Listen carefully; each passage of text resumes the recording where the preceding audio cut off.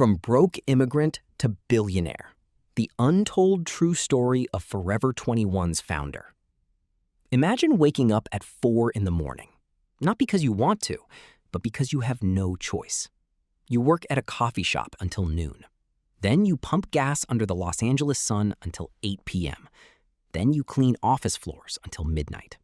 You go home, sleep 4 hours, and do it again. Every single day. This man spoke almost no English. He had no college degree, no connections, no safety net. He had only one thing, $11,000 in savings and a single observation that the world had somehow missed. That observation would eventually turn into $6 billion, 800 stores across 57 countries, and one of the most dramatic rises and falls in American retail history. His name is Do-Hwan Chang, and this is his real story. Do-Hwan Chang was born in 1954 in Myeongdong, a neighborhood in Seoul, South Korea. Today, Myeongdong is a luxury shopping district full of international brands and glittering lights. But when Do-Hwan was growing up, it was a place defined by economic hardship and survival. His parents worked exhausting, low-paying jobs just to keep food on the table. There was no extra money for luxuries, no vacations, no safety net. What they gave him instead, and what would prove far more valuable, was a model of relentless work ethic. Do-Hwan did not pursue higher education. South Korea in the 1970s offered limited upward mobility for someone of his background. He worked wherever he could, doing whatever was needed, watching the world around him and quietly asking himself, is this it? Is this my life forever? In 1979, South Korea's political climate grew unstable. Martial law was declared. A generation of young Koreans began dreaming of a place where hard work actually led somewhere. Do-Hwan had been dreaming about America since he was in 6th grade. Every month, he would tell himself, next month, I'll go. For years, next month never came. Then, in 1981, he married Jin-Suk, a woman who shared both his ambition and his willingness to sacrifice. They were 26 years old, just married, with very little to their name. But together, they made a decision that would alter the course of their lives forever. When Do-Hwan and Jin-Suk Chang arrived in Los Angeles in 1981, they carried almost nothing. Almost no money, almost no English, 2 people, 2 suitcases, and a dream so vague it could barely be called a plan. Hollywood had sold the world on the idea of the American dream. What the movies didn't show was the part before the dream, the part where you're living in a tiny apartment, can't read the menu at the diner, and spend your first night wondering what on earth you've done. Do-Hwan needed to earn money immediately. There was no grace period, no transition support.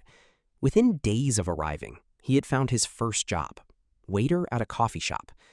Then he added a second job, pumping gas at a local station. Then a third, cleaning offices as a janitor. 3 jobs, 19 hours a day, in a country whose language he barely spoke. Think about what that actually means for a moment. You wake up before the sun rises. You serve coffee to people who don't look at you. You pump gas in the cold. You mop floors after everyone else has gone home. You go to sleep. You do it again. Not for a week. Not for a month.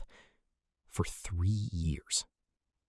Jin-Suk, meanwhile, worked as a hairdresser, building her own clientele from scratch, serving the Korean-American community in Los Angeles, learning the city one conversation at a time.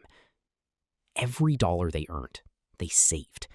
Not most of it, almost all of it. They ate simply. They bought nothing they didn't need. Their goal was singular and absolute. Enough money to start something of their own. 3 years of 19-hour days had produced exactly $11,000 in savings. In today's money, that's roughly $33,000. For most people, that's not enough to start a business. For Do-Hwan Chang, it was everything. It happened at the gas station. Do-Hwan Chang was a man who paid attention, who watched the world instead of just living inside it. And one afternoon, something clicked.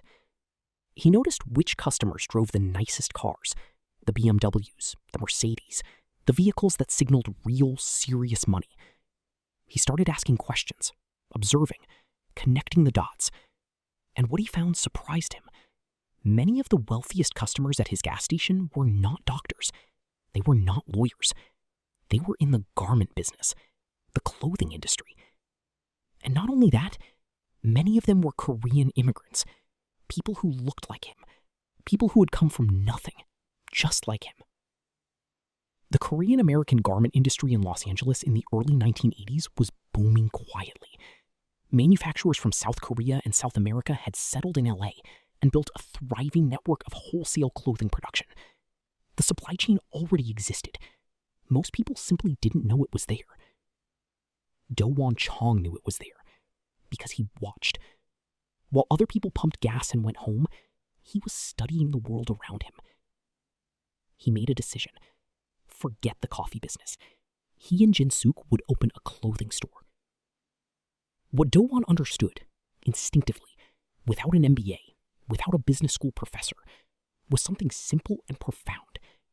Pay attention to where real money flows and follow it. In 1984, Do-Won and Jin-Suk Chang opened their first store. It was 900 square feet, roughly the size of a small apartment. They called it Fashion 21. The address? North Figueroa Street, Highland Park, a working-class neighborhood north of downtown Los Angeles. Their startup capital? $11,000. Their business plan? Sell affordable, trendy clothing to the Korean-American women in their community. Their competitive advantage? Jin-Suk's extraordinary eye for what women actually wanted to wear. Jin-Suk personally selected every item in the store. She'd spent years as a hairdresser, building relationships with women, understanding their tastes, listening to what they wished they could afford. She knew her customer the way most businesses never do. On opening day, Fashion 21 made $900. Not $900,000, $900. By the end of the first month, sales were modest. The neighborhood was small, but the Changs worked the store themselves, every hour it was open. No hired staff, no overhead. Just two people who had already survived 3 years of 19-hour days. They did something else that would later be recognized as genius. They refreshed their inventory constantly. New styles came in weekly. What was in the window changed. The store always felt alive, fresh, new. Customers came back not just to buy, but to see what had changed. By the end of Fashion 21's first year, the store had generated $700,000 in revenue. $700,000 from a 900 square foot shop in 12 months. Their $11,000 investment had created a business generating $700,000 a year. Not because they got lucky, because they understood their customer, controlled their costs, and ran the store with the same obsessive work ethic that had carried them through 3 years of grinding poverty. Success, when it arrives, brings a new set of problems. The first is the hardest. Do you stay small and safe, or do you bet on yourself again? Do-Won Chang's answer was immediate. They opened a second store, then a third. One new store every 6 months. A disciplined, relentless expansion strategy that never moved faster than the cash flow could support. They renamed the company. Fashion 21 became Forever 21, a name chosen to communicate something beyond youth. The idea? Anyone who wants to feel young, fresh, and stylish should be able to. Fashion is for everyone, forever. The business model that would define an entire industry, fast fashion, was quietly being invented in Los Angeles by a man who used to mop floors. High volume, low margins, rapid inventory turnover. New styles every week, not every season. As the stores multiplied, the revenues compounded. The Changs owned 100% of the company. No investors, no board, no outside pressure. They made every decision themselves, guided by instinct and the deeply personal understanding of what it means to want something beautiful but not be able to afford luxury prices. By 2015, Forever 21 operated over 600 stores in 48 countries, with annual revenue of $4.4 billion. Do-Won and Jin-Suk Chang had a combined net worth estimated at $5.9 billion. The boy who had mopped office floors in Los Angeles, who had pumped gas while watching other men drive away in Mercedes, was now one of the wealthiest people in the United States. And they had done it with no college education, no advertising budget, no venture capital, no connections, and no safety net. Just a 900 square foot store, $11,000, and an unshakable belief that their customer mattered. Here is the part of Du-Wan Chang's story that most motivation videos skip because it doesn't feel good, but it is perhaps the most important part. By 2019, just 4 years after their peak, Forever 21 filed for Chapter 11 bankruptcy. The company that had once operated in 57 countries announced plans to close more than 350 stores. Tens of thousands of employees were affected. The Chang's net worth collapsed. What happened? The world had changed, and Forever 21 had not changed with it. E-commerce exploded. Consumers began buying clothes from their phones, from Zara's online store, from ASOS, and eventually from a Chinese ultra-fast fashion platform called Shein that could deliver new styles not weekly, but daily. Forever 21's greatest strength, its physical stores, its massive retail presence, had become its greatest liability. Each location required enormous overhead: leases, staff, utilities, inventory. When foot traffic declined, the costs remained. There was also this: the Changs had expanded too fast in the final years. Stores had grown from boutiques to massive anchor locations and shopping malls, some as large as 40,000 square feet. The ambition that had built the empire had also stretched it beyond what the fundamentals could support. The bankruptcy was not the end of the Changs. They had structured their personal wealth separately from the company. Their current estimated net worth remains above $1.6 billion. The family home in Beverly Hills is still standing. The lessons, more valuable than any dollar figure, remain. Du-Wan Chang did not come from money.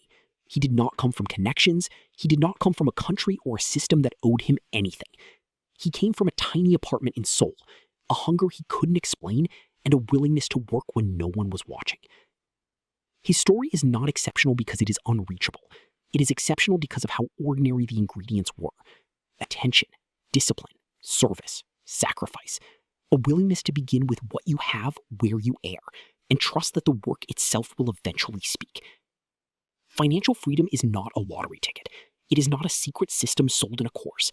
It is the compound interest of 1,000 daily decisions: to work when you're tired, to save when you want to spend, to look up from the daily grind and ask, what does the world actually need, and can I provide it? We started this story with an alarm clock. A man waking up before the sun. 3 jobs, 19 hours, 4 hours of sleep. You know now who that man was, and you know what he built. The gap between where you are and where you want to be is not talent. It is not luck. It is not privilege. It is the willingness to observe, to sacrifice, and to begin. That willingness costs nothing, and it changes everything.